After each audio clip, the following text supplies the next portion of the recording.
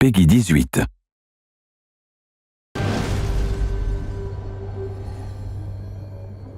When we wrapped Dishonored 1 and the DLC, we started thinking about Emily Kaldwin as protagonist. It became kind of a bit of an obsession for us. Welcome, Lady Emily Kaldwin. To see Emily and treat her the right way, like think really how would she grow up, what would she look like, how would she carry herself. So it's 15 years after the Rat Plague, after the first Dishonored, and Corvo's been training her for 15 years, telling her someday our enemies are going to come for you with knives and you have to be ready. An otherworldly usurper takes the throne. For the first time, as an adult, driven out of her home, she has to flee. And so the contrast for her is huge. She was an empress one day, the next day she's on the run. And she's trying to unravel the Duke of Serkonos and his allies in order to win back her own throne. And so part of it is just like, take back what's yours. But at the same time, she begins to see the corrupting influences of bad leadership. Her motivation becomes, I need to take back the empire so that I can do right by the people. Corvo, on l'aime bien. Jusqu'à ce jour, on l'adore. Et du coup, il fallait créer un personnage qui soit aussi intéressant que lui, non pas seulement narrativement, mais aussi au niveau du gameplay. Et donc, il fallait lui trouver ses propres pouvoirs. Her mobility power is called Far Reach, where it's more elastic than Blink. It's not so much a short-range teleport as it's almost like a supernatural grapple that allows you to pull yourself through the world. You can slingshot past things. You can grab people and pull them toward you and assassinate them in midair. You can pull objects toward yourself. Far Reach can be upgraded in different ways.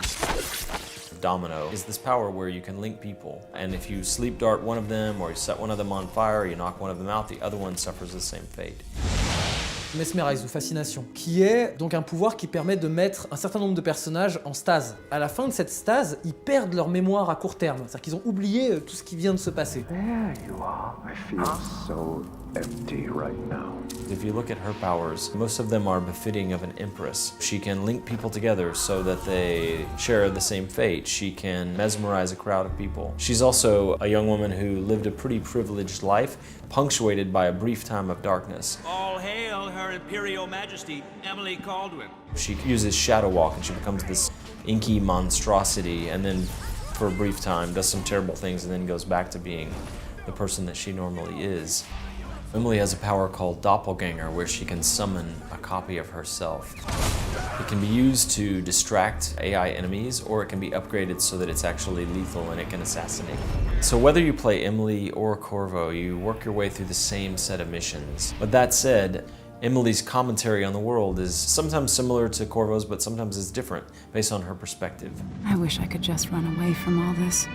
Sometimes you do. And one of the underlying themes of the game is that Emily, as Empress, is used to depending on a lot of other people to get what she needs. And in this situation, she's really only got herself to depend on. And then on top of that, because she is a former Empress, an Empress on the run, people react very differently when they see her than they do to Corvo. All that, and you have your father's eyes, your Imperial Majesty.